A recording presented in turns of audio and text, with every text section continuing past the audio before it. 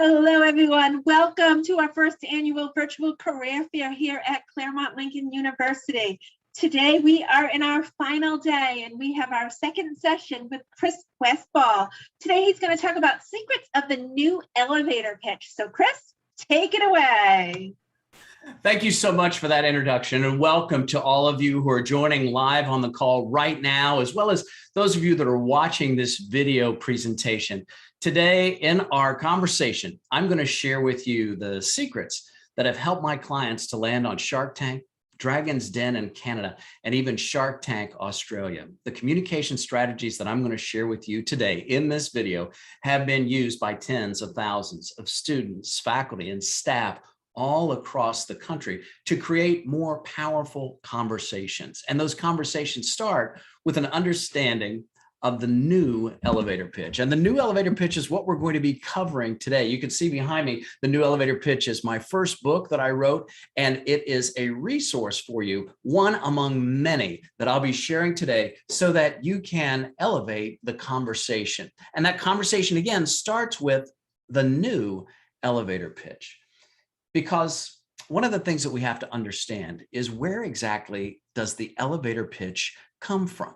And you may be wondering about that as we begin. And I want to kind of set the stage with the slides that you see here to talk just a little bit about what an elevator pitch is, where it evolved from, and what it has turned into now in the 21st century in a modern context, so that you can not only understand this tool, but use it more effectively. And we'll talk about where you can use an elevator pitch as well. So the elevator pitch actually comes from the studio days of Hollywood. The studio days of Hollywood, and the urban legend actually goes that the elevator pitch was developed by aspiring screenwriters who would go into the studio and see a studio executive about to get into an elevator and proceed to pitch their idea to that studio executive, ideally selling the concept before the elevator reached the top floor. Now, I don't know about you, but, well, I don't know if I could sell a concept in the length of an elevator ride, even if the movie concept were as simple as snakes on a plane. You know what I'm saying? Because an elevator ride isn't really enough time to develop a conversation, but it is enough time to start one.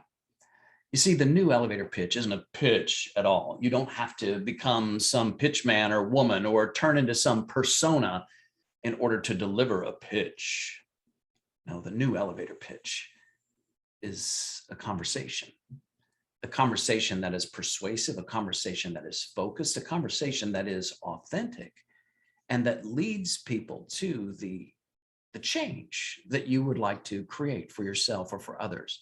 Typically and traditionally, an elevator pitch is a short, persuasive introduction to a person, a product, or an idea. And the new elevator pitch expands on that to create a conversation. Because if you think about it, what do people want right now? They want a conversation. Nobody wants to be pitched. Nobody wants to be sold, but we all like to buy things. At least that's what my order history on Amazon tells me. But what if there was a way to create a conversation that was persuasive, that was authentic, that didn't feel manipulative or didn't feel like you were turning into someone else in order to get your point across? The new elevator pitch focuses on your authenticity, and that's where we're going to focus today. And again, I'll share with you strategies that have helped raise over $100 million in capital and counting for entrepreneurial business ideas. These communication strategies have transformed brands on 4 continents. And I regularly speak to students, faculty, and staff all across the country. In fact, on Tuesday, I'll be doing an event at Texas A&M University, and I've worked with schools like the University of Chicago, the University of Pennsylvania, Ball State University, Kansas State, SMU. You get the idea.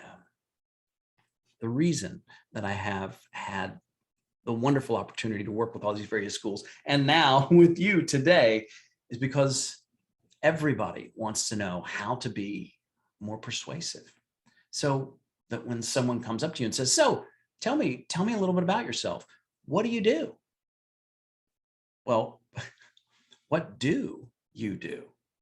What do you do when it's time to introduce yourself? And let's start by talking about seeing the elevator pitch in a new way. Let's look in the direction of discovery. So I'm going to start with a few questions for everybody today, a few big questions, if you will, as we begin. And the first question that I want to lay out there, the first question is, why do you need an elevator pitch?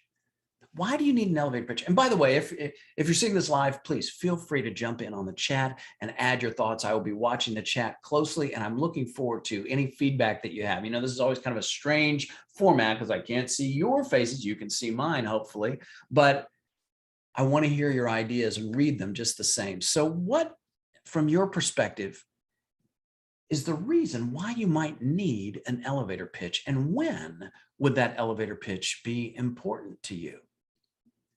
For me, when I think about why an elevator pitch matters, an elevator pitch is useful anytime you wish to persuade others.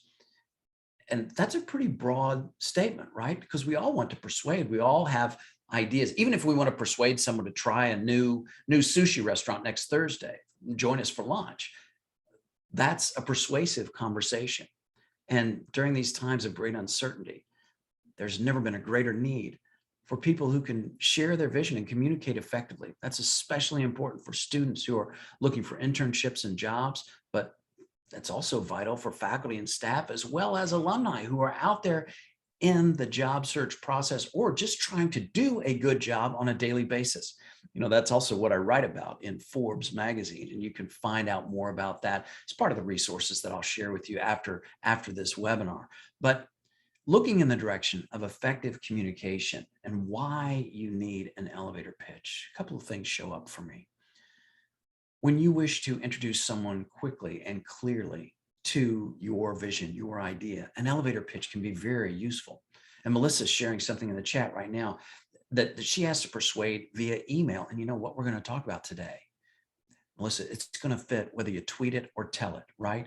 Because remember I told you the story about how the elevator pitch actually originated during the studio days of Hollywood. Excuse me, so I'm bumping into something here on my desk. Whoops.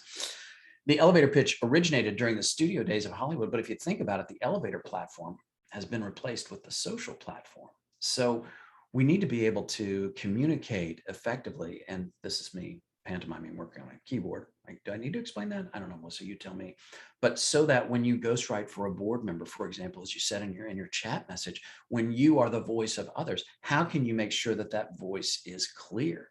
And here's another comment in the chat. How do you quickly introduce yourself? How do you create networks? How do you do networking? Especially, how do you do networking during these times of social isolation and uncertainty regarding being able to meet up with folks? And depending on where you line up and what's going on in your particular area regarding the pandemic, you owe it to yourself to be able to connect online or in person in a way that is authentic and compelling. Now, we've all been told, we've all been raised, when you meet somebody, you tell them your name, right? You introduce yourself, you tell them your name, maybe you tell them a little fun fact about yourself, right? That's one of my questions though. I mean, when you're starting an elevator pitch, or maybe the new elevator pitch, which is really a conversation, what is the difference? What is the difference between a presentation and a pitch? I'm curious what shows up for you. I mean, because we've all been instructed how to give presentations, and we've all been taught, hopefully, how to be courteous and meet people and tell them our name and all that kind of thing. What makes a pitch a pitch? And how do you know when it's different than a presentation? Well, there are a few elements that show up in a presentation for me, a few things that I want to share with you that might be useful to help you to see the difference between a presentation and a pitch. Excuse me. First of all, which is shorter, a presentation or a pitch? What would you say, folks that are monitoring the chat? Would you say that a presentation or a pitch is shorter? Pitch, absolutely. A pitch is shorter than a presentation. Which contains more information? Does a presentation contain more information or a pitch? What would you say?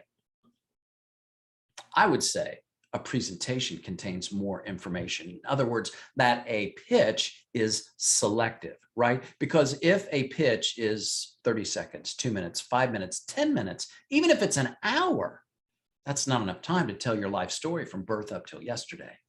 So how do we choose the words that will help you most in a pitch?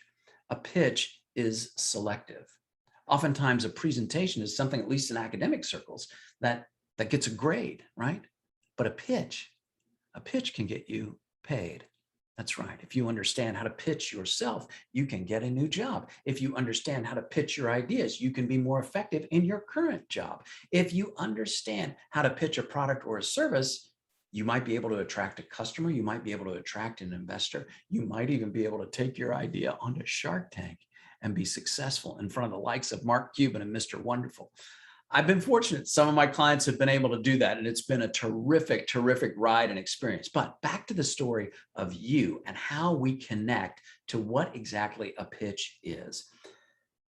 Now, I appreciate this. Nancy's saying it reminds me of an opening paragraph of a paper, right? Telling you what you're engaged in, what you're going to be writing about. Pull me in. So that leads very naturally to my next question, which is, what's the best way to start a pitch? That's what I'm curious about. What is the best way to start a pitch? I mean, wouldn't that be useful? I think it would be. And let's talk a little bit about that, because I want to share some ideas around how to begin. But before we go there, if it's okay with you, just to clarify, a presentation provides information. A pitch compels action. That's right. A pitch is compelling. In other words, if you want to know if you've delivered a good presentation, you might want to look at your footnotes or your bibliography, or did you get everything out there that you wanted to say? Was your research thorough? Those ideals don't apply to a pitch. There's a simple criteria to know if you've created a powerful pitch. Are you ready for it? It comes in these 3 words. And by the way, these 3 words aren't said by you.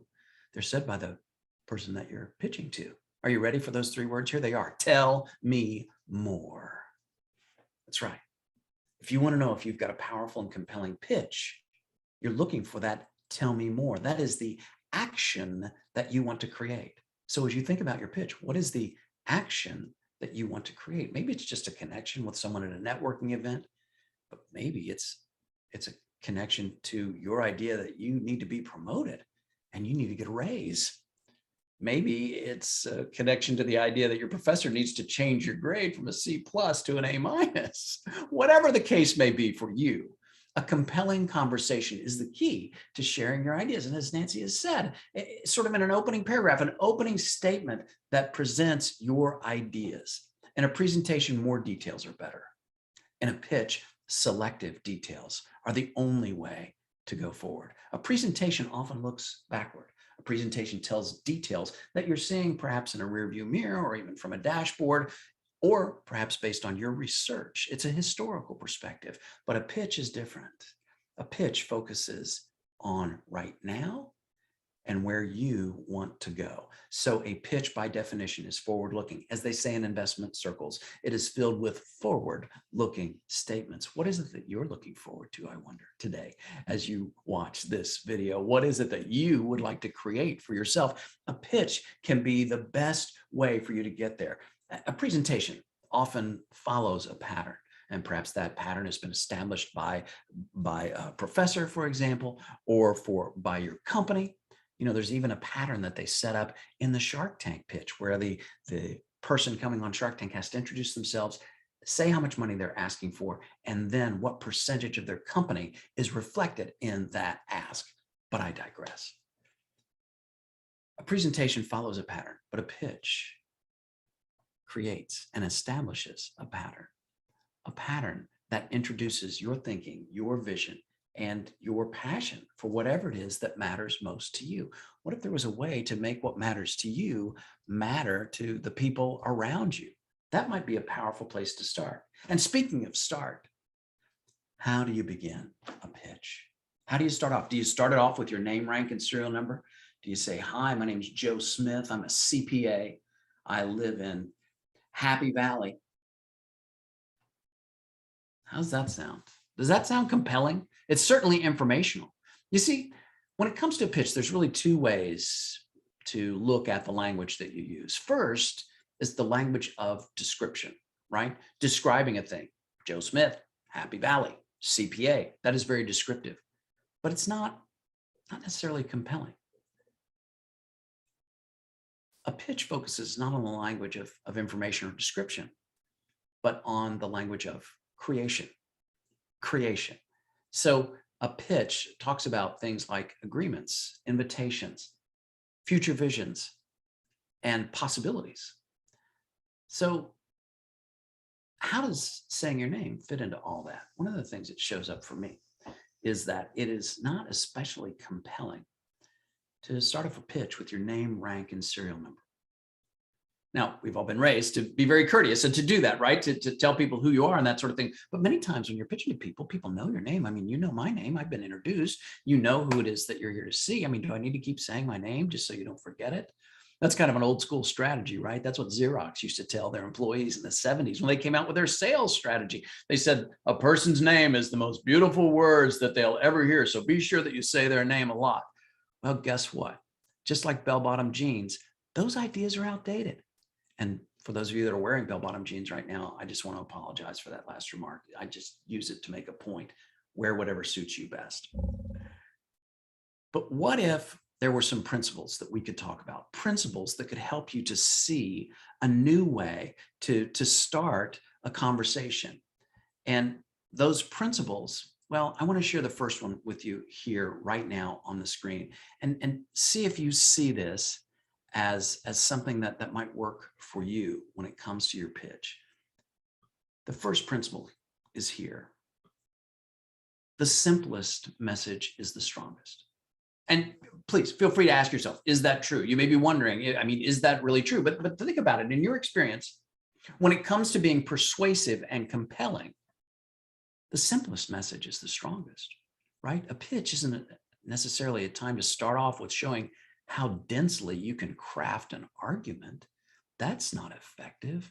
In fact, that leaves people behind in a pitch that is designed to create connection and engagement with your ideas.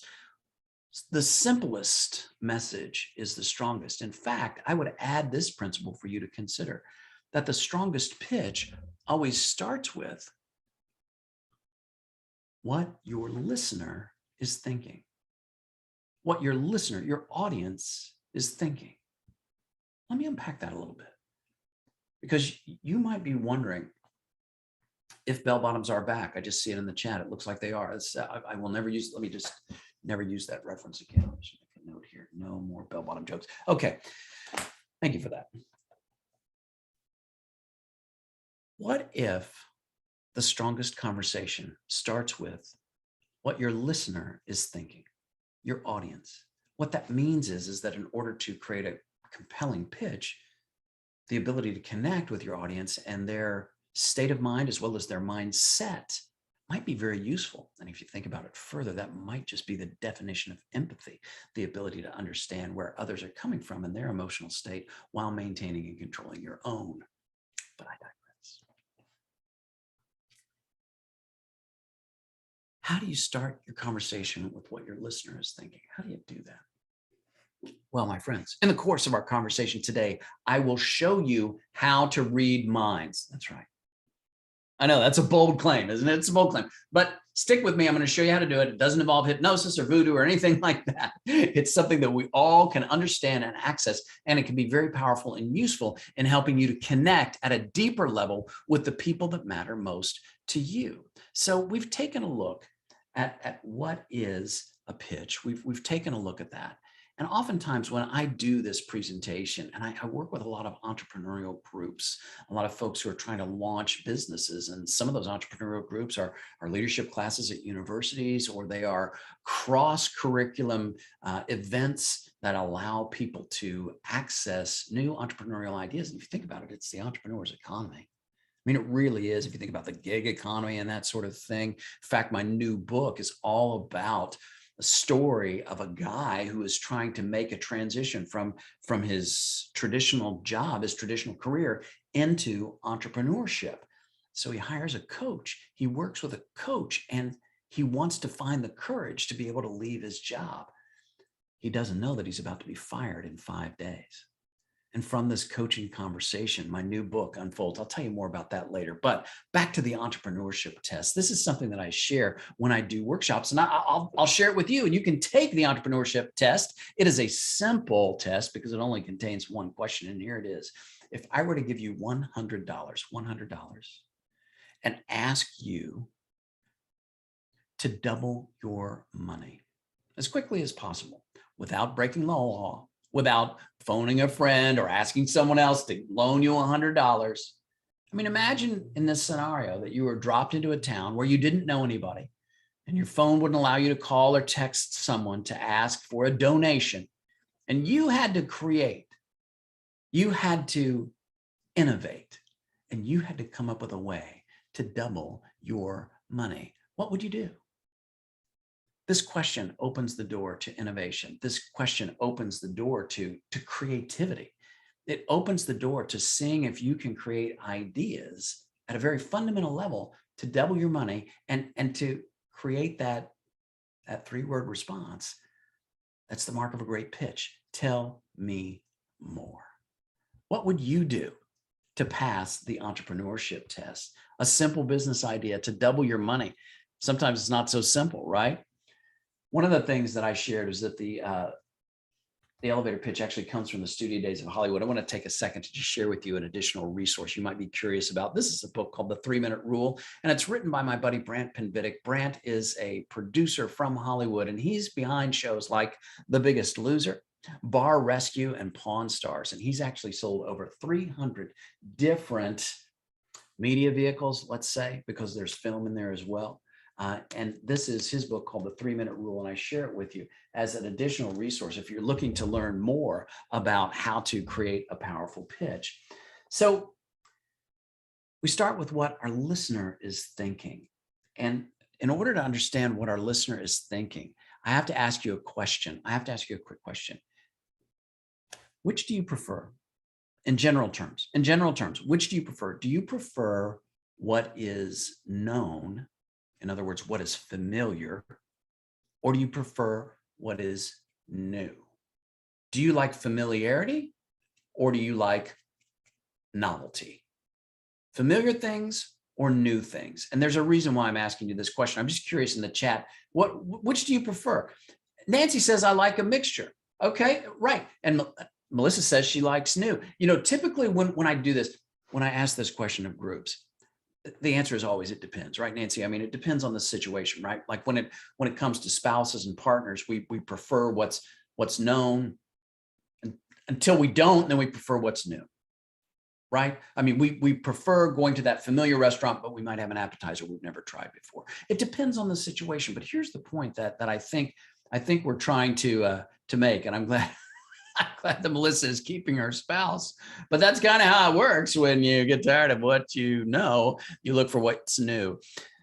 What I'm pointing at here is into the mind of the investor, which is also your mind and my mind. And I'm asking a question, which is more important, what's new or what's known? Well, they're both equally important, actually. And when it comes to pitching an idea that creates action that is compelling, we're getting folks somehow in some form or fashion into what's new ideas, new services, new products, you in a new job, we're getting a new salary, right?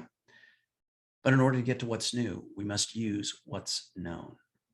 So today, let's learn how to use what's known to get to what's new, all right? So many times when we pitch our ideas, we rely on the facts. We lean into the facts in order to create a powerful and compelling story. And maybe you've heard the phrase that the facts speak for themselves. Well, let me explain to you a picture that I'm going to share with you right now. And I'm going to explain that picture using only the facts. I'm going to describe it precisely and exactly as best I can. The picture is of a young girl, and she is walking down the steps to her basement. She's wearing a blue dress. She's lit from behind, so you can't see the features on her face. She's carrying a flashlight in her right hand, and there are exactly six wooden steps in the picture, and the steps are unevenly spaced. So I imagine that as she's walking down the steps, the stairs are creaking. And there's also someone else in the picture with her. Have you got an image in your mind? Here's the picture. How did I do? How did I do?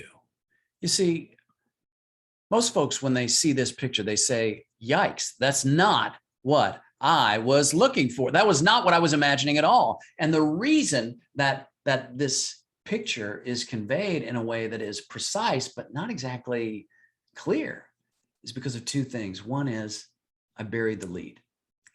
I said the most important thing last, and I swept it under the rug. There's a scary guy, a monster under the stairs that I did not describe. And I also left emotion out of it. When it comes to the differences between a pitch and a presentation, a pitch says the most important thing first. Let me say that again. A pitch says the most important thing first. Maybe you've been told that you need to build an argument, that you need to create your argument and build to a conclusion. A pitch begins by saying the most important thing. Why? Because it is compelling. A pitch inspires action. It grabs attention and creates engagement. And if you wish to connect, you need to start with that which is most important. And a pitch is emotional. Now, that doesn't mean if you're given a pitch that you have to, walk into a room and cut open a vein and empty your purse onto the table in order to be effective. That's not what I'm suggesting. But a pitch without emotional connection, the vision is lost, just as you saw with the picture that I described. You see, a pitch in many ways is about sharing your vision, isn't it? It's your vision for yourself. People often ask me when I do these presentations, I do them virtual like this. And they say, Chris, why do you use pictures in so many of your slides? Well, the answer is because we are visual creatures. And a pitch is, at a very basic level, sharing your vision. A pitch at a very basic level, and think about this for a second, a pitch is a series of yeses. A series of yeses. That's what a persuasive conversation is about. So creating that yes begins with sharing what it is that connects you to others and connects others to your story. But there's a question that you have to ask yourself. In fact, there's 3 questions that you have to ask yourself if you want to give a good pitch. 3 questions. And these are 3 questions that I learned about when I was working with a team of leaders at a very, very successful software company. And I said to the CEO, I said, listen, I'd like you to tell me what it is that you're proudest of. What's your greatest accomplishment? Please stand up and give me your elevator pitch. And the CEO stands up and he says, well, I'm very proud of the fact that our engineering team has over 125 years of combined experience. I said, wow, that's really impressive. That's great. I have a question for you. And it's a simple question. It just has 2 words in it. Here's a question. So what?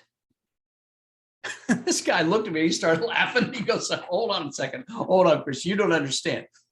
Our company has been chosen as one of the best places to work in our metropolitan area. For businesses our size, we are the best of the best. I said, that is really terrific. Congratulations on that accomplishment. I don't mean to diminish it in any way, but I do have a question for you. So what?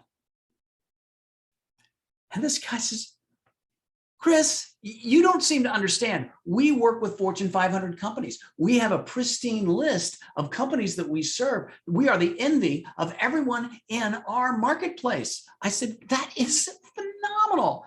Quick question. So what? Now, the CEO, he figured out where I was going. And he said, Chris, I don't understand. Or actually, maybe I do. Because everything I say, you say, so what to that question? And I have a question for you. He says, where the heck do you get off asking me, so what? And I said, well, I'll tell you where I get off. And I kind of hitched up my britches and puffed out my chest. And I said, I'm the national elevator pitch champion. And you know what he said to me? So what? The point I'm trying to make is that no matter how important your accomplishments are to you, if you don't make what you've done matter to the person right in front of you, it doesn't matter. You've got to ask yourself 3 questions. So what? So what? So what? So that you can phrase your pitch in terms of the most important person in the room. Think about who's the most important person in the room. The most important person in the room is always, and certainly in this room, it's you, right? Because listen, I've done this a lot. And if I say it, but you don't see it, it doesn't exist. And in a pitch, that's especially true. And what that means is that we have to shift our focus in a pitch from speaking in first person, right? Not a grammar lesson, but you all know first person is I, me, my. And first person plural is we, us, and our. So many times that's where pitches begin. I want this, I did this, I like to create this. We have these products, they are great, et cetera, et cetera. What I'm suggesting is that if you want to create a powerful pitch, you've got to make the second person first. Second person. Second person is you. You. What if the conversation starts with the most important person in the room? Instead of focusing on yourself, focusing in the direction of service, focusing in the direction of the change that you can create for others, focusing in the direction that takes you beyond that so what? And I'll show you how to do that. I'm going to show you how to do that today in our conversation. And I'm going to show you how to create something new for yourself. So how do we do that? Well, first of all, you've got to understand what's on the screen right here. You've got to understand something that I call the high concept. The high concept. And you see this little statistic on the screen here that you've only got 8 seconds to grab someone's attention. 8 seconds. Did you know that? That is the average attention span of an adult right now. 8 seconds. Compare that to the average attention span of a goldfish, which is 9 seconds. 9 seconds. That's right. You see, because goldfish don't have access to TikTok. But I digress. The high concept is an overall theme or idea that anyone anywhere can say yes to. Let me say that again. The high concept is an overall theme or idea that all God's children, no matter which God they worship, say yes to. Now you may say, oh, so like the sky is blue, well, that must be a high concept. Well, while that is true, it is not aspirational. It is not necessarily something that is compelling. A high concept is aspirational. It's compelling. It is something that people want or need or expect. So a high concept fits into this format. Doesn't it seem like blank? Doesn't it seem like blank? And let me give you an example and see if you see it. Doesn't it seem like we all want a sense of safety in the workplace? Is that true? I think that's true. I think that's true. I think that a sophomore in high school would say yes to that. I think that any reasonable person would say yes to that. So looking into high concepts, what would be another example of one? Let me just give you another one. Doesn't it seem like we all need to be respected for our ideas? Does that seem true to you? Doesn't it seem like without respect, collaboration can't really take place? Is that true? I'm just kind of riffing a little bit to look in the direction of things that answer this question. I'll throw it up on a card. Here you go. A very valuable and valid question. Is that true? Because as people are hearing you pitch your ideas, what they're listening for and what they're looking for is that true? If you want to create a pitch that is compelling, you got to understand, what's the one thing that people never argue with?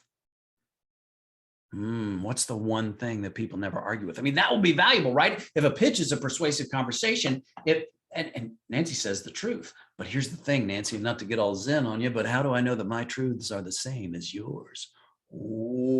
I don't know. But maybe what you would never argue with, Nancy, is your truths. Right? It's not a matter of me trying to convince you that my truth is yours or what I see as true is yours.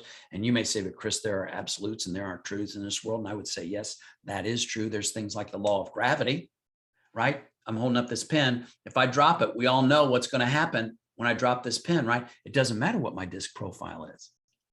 Doesn't matter where I got my undergrad, does it? Doesn't matter how much money I have in the bank or not.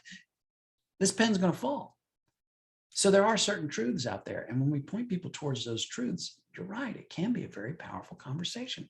But here's the other thing that people never argue with: their experience, their personal experience. I mean, I've been married to my wife for 28 years. I wouldn't say that she's the perfect woman, but I'd say she's perfect for me. I'd say I'm a lucky guy because that is my experience. And I would not argue with my own experience. So what happens if you point people towards their own experience, towards their own truths, towards things that they know to be true? The high concept does that. The high concept uses what's known to get to what's new, because we all know the things that are contained in a high concept. Does that make sense? One of the things that I do in my workshop is that I go deeper into these high concepts and we explore them even more. And I allow people time to come up with high concepts and tailor those high concepts to the pitch, specifically to the business idea on offer, or the strengths of the employee or the job candidate, as the case may be. But let's talk about ways to frame the conversation and start an elevator pitch in a new way, in a way that doesn't begin with your name, rank, and serial number, but that starts with what your audience is thinking and that points them towards their own experience, so that you can leverage that experience, not in a way that's manipulative. Let me be very clear, but in a way that is authentic, in a way that creates connection, in a way that points people towards their humanity. Their humanity. Because if you've got an idea for a business, and I've been fortunate to work with some clients that had some amazing ideas. If you've got an idea for a business that has a social impact that's going to make the world a better place, that journey begins with the connection that you create. It can't be manipulative. That's what my friend Brad talks about. I mean, here's a guy who's been in Hollywood for decades, and he says, you cannot pitch on hype. It's a very sophisticated marketplace when it comes to pitching television shows, but it's sophisticated in every industry out there, whether you're talking about technology, plumbing, education. People are sophisticated today, and you owe it to yourself to deliver an authentic message. So how can you do that? Well, I've got some ideas for you, and I want to give you right now 4 framers, 4 ways to frame the conversation so that you can open up a dialogue to introduce a person, product, or an idea, a dialogue to start sharing your thoughts in a way that is more compelling, using the language of creation. And here are the first 2 right out of the gate. 2 out of 4, here they are. The first one, the first framer: have you ever noticed ... Second one, you know how ... You will notice right out of the gate that these are both leading questions. I ask you, my friends, in the chat, why would you begin a conversation with a question? Why would you do that? You see, what shows up for me is that asking a question, if it is a sincere question or even a rhetorical question, it makes people think. It gets people thinking. Like you may not be responding in the chat right now directly, but you may be thinking about it, right? You may be thinking about what these ideas mean to you. And you see, that's also a place of strength and action and being compelling, is when you get other people thinking, you're connecting with them in a powerful way. If your pitch is all about being bombastic until you turn into something fantastic, it's not going to work. It's not going to work. You're going to come in and try to speechify people or use the force of your will to try to convince them that you are right. There's an easier way. Have you ever noticed ... You know how? Those 2 sentences have something in common. Do you see it? What is the subject of these 2 sentences? Whoops, I got ahead of myself there. I went to number 3. Forgive me as I go back. Let's go back to 1 and 2 here. What is the subject? Notice right here. The subject is you. Remember I said before, make the second person first. When you say, have you ever noticed, or you know how, what you are doing is introducing people to their own experience. You're saying something that they already know. You're using what's known to get to what's new. These 2 presentation strategies borrow from none other than the great Steve Jobs. Steve Jobs, that's right. He was better than anyone in the world at coming out on stage, and he would say, you know how we see the world through a certain window or windows, as the case may be. Are you with me? But then he would say, how do you like the world when I pull my laptop out of a manila envelope? How do you like the world when I change the way that we download and listen to music?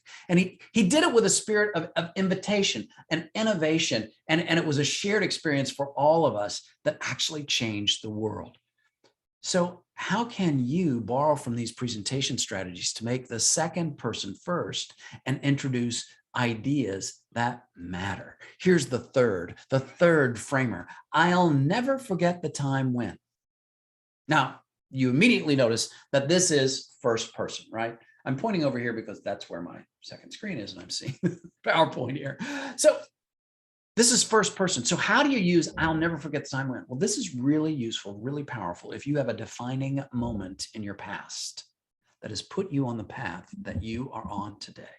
Let me say that again, a defining moment in your past that has put you on the path that you are on today. Let me give you an example of this. And this is an example from the world of healthcare. I'll never forget the time when. I'll never forget the time when my baby sister was diagnosed with cancer.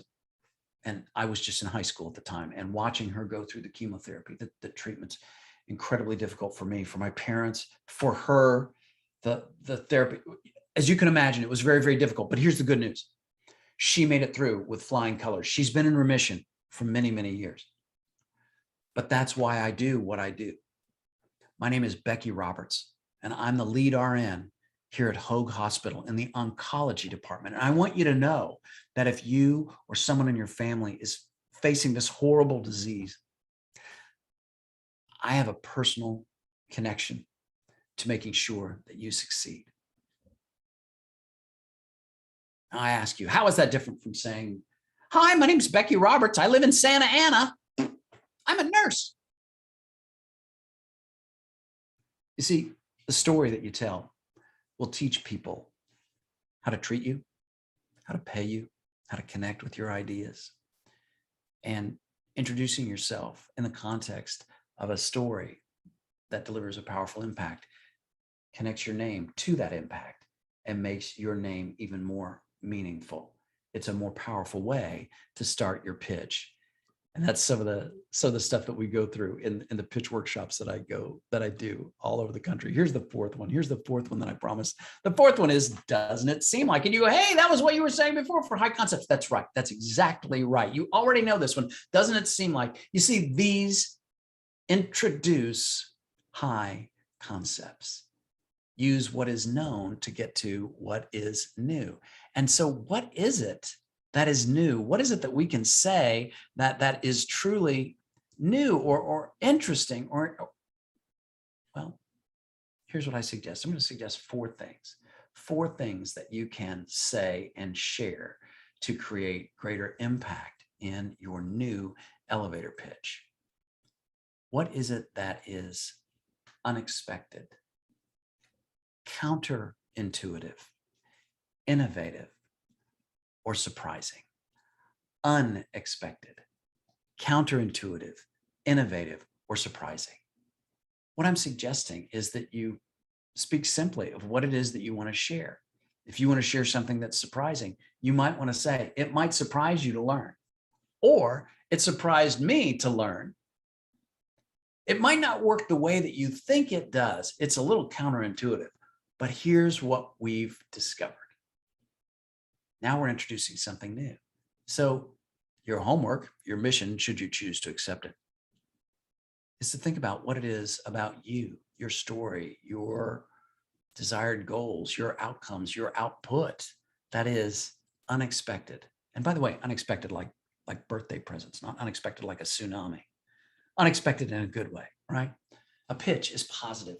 I do a lot of work with folks in the insurance industry, right? And when you ask folks in the insurance industry, and again, I don't mean to make broad generalizations, and those of you that are in the insurance industry, I apologize for this remark in advance. Keep those emails coming if you don't like it. Here we go. But they often turn towards focusing on risk and the negative.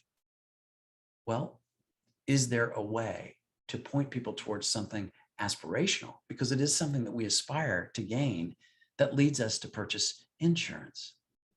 And I know that may sound strange. Why is he talking about insurance at a time like this? Because I'm trying to point you towards a high concept. And here's the high concept. It's the thing that we all want. And it's really the thing that drives us to purchase insurance and to do a lot of other things in our lives and in our work. We're all seeking peace of mind. Peace of mind. Purchasing insurance gives peace of mind. And sometimes peace of mind can come from purchasing a new house or from a greater collaboration with your coworkers, whatever the case may be. But how important is peace of mind to what it is that you are suggesting, that you are pitching, and that you are offering? That peace of mind can be a vital source of a compelling conversation. But remember, the structure looks like this. Introduce a high concept using one of the four framers. You know how. Have you ever noticed? I'll never forget the time when, and by the way, that's one where you can access an authentic memory. It really points towards authenticity, helps you to get rid of words like synergy and other corporate speak, because you're accessing a memory. It's a great way to come at something that is authentic. And then the fourth one, doesn't it seem like? And that is followed by something that is innovative, counterintuitive, unexpected, or surprising. Makes people say, tell me more. A pitch is an opportunity for you to introduce your passion, the product, service, or idea that you're passionate about. Sometimes that passion is around your own career. I certainly hope so. But there's something else that I want to share with you today. And in order to do that, I'm gonna have to use a prop, and that prop is right back here behind me, and you see it right there. Folks, this is the empty chair. And the empty chair is a metaphorical seat at the table that can make a big difference in your pitch. In fact, the empty chair is what allows us to read minds. Ready? Let me explain what I mean. The empty chair, as I said before, it's a seat at the table for someone who is not in the room, but who will be directly and dramatically impacted by the change that you propose. Every new elevator pitch is about change. Every persuasive conversation is about change. In some form or fashion, your pitch is going to challenge the status quo. A presentation may articulate the status quo. A pitch challenges it. And good ones shatter it and offer a new vision instead of it. But I digress. The empty chair is a seat at the table for the third grade student in Ontario Public Schools who's going to read the history textbook next year. She's not in the room when the teachers and the teachers and administrators make a decision about that history textbook. And yet that's the way she's going to come to understand history and the world around her. She couldn't even advocate for her own point of view, and yet directly, dramatically, personally impacted by that change. The empty chair is a seat at the table for the patient who's going to go through the MRI machine in the hospital next year. She's not in the room when doctors are making a 7-figure investment decision, and yet directly, personally, powerfully impacted. Do you see it?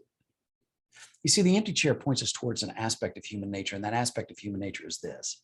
Right now, we are all of us, whether you're watching this live or you're watching the recording, we are all thinking about the exact same thing right now. We are all thinking about ourselves.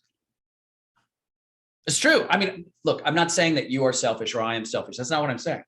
But think about it. We are all wired to act in our own self-interest. This is called our survival instinct. It is part of our limbic brain, our lizard brain, right? Our primitive brain. We are wired to act in our own self-interest. But let me ask you a question. Because right now, I have people who are here with me, but they're not here with me. You know what I'm saying? I mean, I happen to be making this webinar, making this recording here from home. So some of those people are in the other room, but I also have folks that help me with publicity and help me to book events like this one. And I have people on my team that support me. And I have folks at Wiley, the publisher that's publishing my next book. So those people are here with me. They're not here with me, but they're here with me. Let me ask you something. Do you have people who are here with you, but they're not here with you? You have people that you care about, maybe professors, people on your team, students that you work with? Because if you do, then what we're looking at is not just something that is a truth for Chris or a truth for you. It's a truth for us we are looking in the direction of a principle of our humanity. And if it's true for you and it's true for me, that we all have people who sit in the empty chair, that means that it's true for whoever it is that you wish to influence. So my question for you today is who sits in the empty chair for you? And who is it that sits in the empty chair for the people that you care about? If you are going in front of investors with an entrepreneurial idea, what are their puts and takes? What is it that's going to matter to them? And how can you use what's known to get to what's new? You know, it's an old adage in the speaker business, know your audience. And when it comes to knowing your audience, you may feel a little ill-equipped. You may say, gosh, I don't know their puts and takes. I don't know what's on their mind, but I would argue with you, maybe you do. Because we all share something in common. One thing in common, no matter where you're watching this from, we all share our humanity. And pointing people towards their own experience of that humanity begins the conversation that is a series of yeses. You know, my wife, when we and I, you'd think English is my ninth language, wouldn't you? The other day, I bit my tongue. It's so strange. I don't know. I hope you don't mind if I tell you this. I bit my tongue, and ever since then, I've been having, I trip over my words. Really, I do this for a living. It might be hard to believe as you watch this call, but my tongue's still a little swollen. All right. My wife and I, we had been married for about 6 months. And I was getting ready to start graduate school. And so we didn't have 2 nickels to rub together. We were as poor as could be. And my wife was shopping. She was shopping in a thrift store. And in this thrift store, she saw a scarf. And on this scarf, there was a drawing. And the drawing was of a castle. And underneath the castle, there was a ribbon. And the ribbon said Romeo and Juliet. And my wife sees this scarf. She holds it up and she looks at it. She goes, wow, look at this. What if my husband and I, one day we had a daughter and she grew up to play a part in Romeo and Juliet? I'm buying this scarf. So she bought it. It was like $1.60 or $1.80. I don't know what it was. It was a thrift store. So she bought it and she kept it across the years. And then on the night that my daughter stepped on stage to play Juliet in Romeo and Juliet, we knew exactly what we were going to give her for an opening night gift. I share this story with you to say that your imagination can create amazing things that we can't even truly conceive right now. But from that place of imagination and creativity, you can create connections that lead to amazing places. I've seen it time and time again. And that connection, that journey begins with your story. That's why I wear a wristband. I don't know if you can see it. I'll hold it up here, but it says leadership starts with, and I'll flip it around, your story.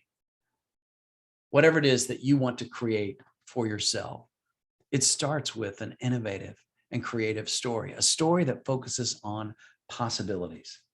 And the possibilities are here for you in this book. This is my latest book. It's called Leadership Language. I want to share this with you as a resource. You can find it on Amazon. And if you're interested to learn more about how to create a great elevator pitch, I want to share with you that my YouTube channel can be found at youtube.com/Westfall Online. That's my last name, like the direction and the season, Westfall Online. And that's where you can find me on Instagram, as well as all social platforms, LinkedIn, etc. And I welcome the opportunity to answer any questions that you might have. My website is westfallonline.com. And if you visit the website, you can see that there's a little button there and you can reach out to me, send me an email, or even set up a time to talk if you'd like to know more about how to go deeper into the conversation that we started today. That concludes my prepared remarks. Nancy, thank you so much for having me here today. My name is Chris Westfall, and if there's any questions from the group, I'll be happy to answer them now. This was amazing. I don't know what I'm walking away with because I'm walking away with so much. I kept taking notes and taking notes and taking notes. I truly, truly enjoyed everything that you had to say. And the word, so what? I'm going to use it. I'm going to use it. When my husband comes home, I'm going to use it on him first. He's going to be the first one. I'm going to say, so what? And see where it goes. But 3 questions. So what? So what? So what? That will definitely stay with me, because sometimes you need to know more. You want to know more, right? So what? What? I see that that's important to you, but why are you telling me? Why is that important to me? I think that really focusing on the person that you're speaking with and what matters to them is so important. So what is how I'm going to end it. But I want to thank you so much for your time, your energy. Thank you for sharing the resources that you shared with us today. I truly, truly appreciate it. I'm sure those that were here and that those are going to view this recording are going to appreciate it as well. So thank you so much. Thank you. And I look forward to networking with you. So stay in touch. All the best. Thank you. Thank you very much, everyone. So long. Bye-bye now.